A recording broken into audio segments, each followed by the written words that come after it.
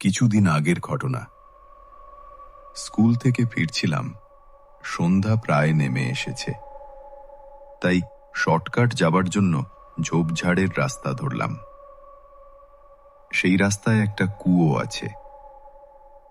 হঠাৎ দেখি কুয়োর ধারে একটি মেয়ে বসে আছে, মাথা নিচু, চুলগুলো খোলা। আমি ভাবলাম, এই সন্ধ্যায় কে এখানে? ডাক দিলাম, শুনছো, কে ওখানে? মেয়েটা ধীরে ঘুরে তাকালো,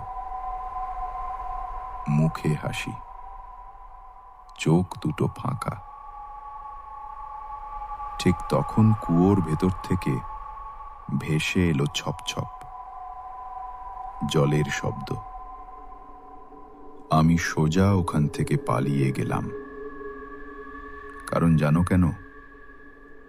কারণ ওই কুয়ো অনেক দিন থেকে শুকনো।